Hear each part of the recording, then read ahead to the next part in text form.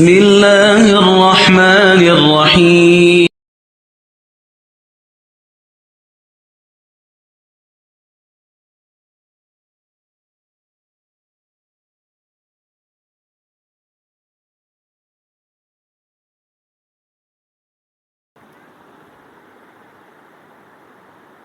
Assalamualaikum, Nadeem Mughal here.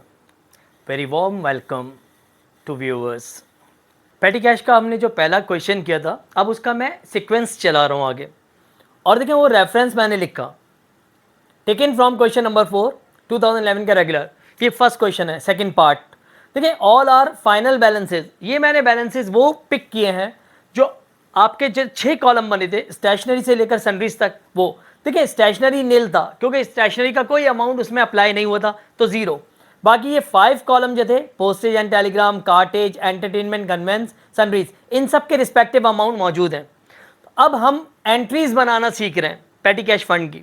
अब वो देखिए पहली एंट्री क्या होती है, ये फंड हमने स्टार्ट किया था 1200 से। आप जाकर चेक कर लीजिए तो उस वीडियो में आपको नज़र आ जाएगा। तो 1200 से पहली एंट्री हमने बनाई सितंबर 1, पेटी कैश फंड डेबिट, क्योंकि पेटी कैश फंड अभी क्रिएट हुआ है, तो क्रिएट होने की वजह से, बनने की वजह से ये डेबिट है। और कैश अप्लाई हुआ था तो कैश क्रेडिट। नरेशन लिखी गई to record establishment of petty cash fund. Now अब इसी सितंबर की आखिरी तारीख की एंट्री बनती है ये एक्सपेंडिचर की। तो अब देखिए वो एंट्री मैं बना रहा हूँ। सबसे पहले debit postage and Telegram, postage and Telegram debit 104 से 104 रुपये से। देन कार्टेज डेबिट इसी के नीचे, कार्टेज का अमाउंट है 50 रुपये, 50 रुपये आ गया। देन एंटरटेनमेंट डेबिट, ये सब एक्सपेंसेस हैं तो इसलिए ये सब डेबिट हो रहे हैं। एंटरटेनमेंट डेबिट 137 से। देन इसके बाद कन्वेंस डेबिट,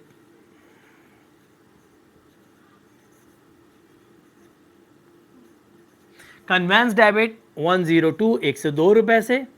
देन इसके बाद सनरीज डेबिट,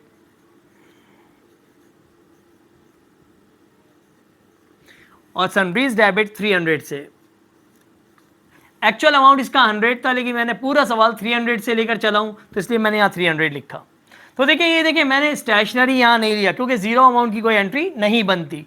ये 5 जो अकाउंट थे एक्सपेंस अकाउंट डेबिट हुए और इनकी वजह से पेटी कैश फंड डिक्रीज हो रहा है, कम हो रहा है। तो इसलिए देखिए मैं क्रेडिट में क्या लिख रहा हूँ, पेटी कैश फंड, ये क्रेडिट हो गया। और इसका अमाउंट फंड का भी हम टोटल कर लेते हैं। का अमाउंट हमें मिला टोटल 693। आप क्वेश्चन में भी जाकर देखेंगे तो ये अमाउंट होगा। अब मैं इसकी नरेशन लिख रहा हूं, टू रिकॉर्ड पेमेंट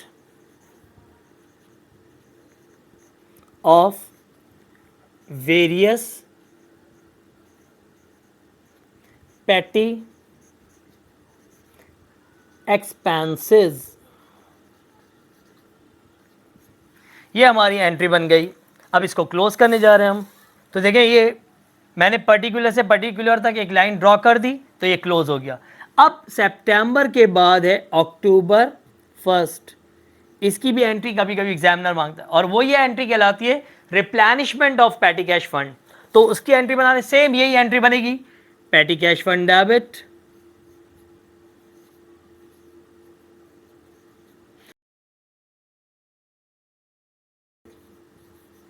और ये कैश क्रेडिट। पेटी cash fund debit cash credit entry तो सेम, लेकिन अमाउंट ये वाला अप्लाई होगा 693, यानी कि हम अपने अकाउंटेंट को इतने अमाउंट वापस दे दें जो उससे एक्सपेंड हुआ, तो वह है 693। इसकी नरेशन लिख रहे हैं हम, टू रिकॉर्ड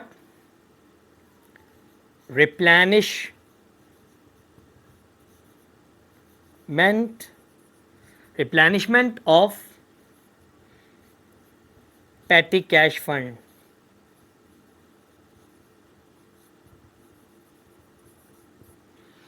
तो ये हमारी एंट्री बन गई और ये हमने इसको क्लोज कर दिया।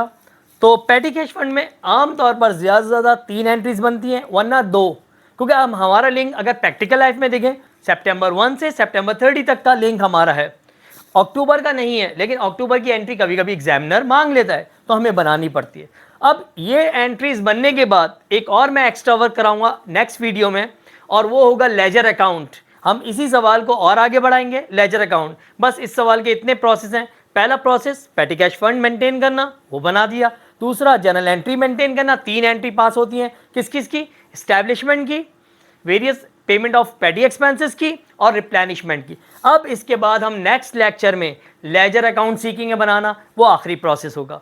तो आप इसको अच्छे से फोकस कर लीजिए।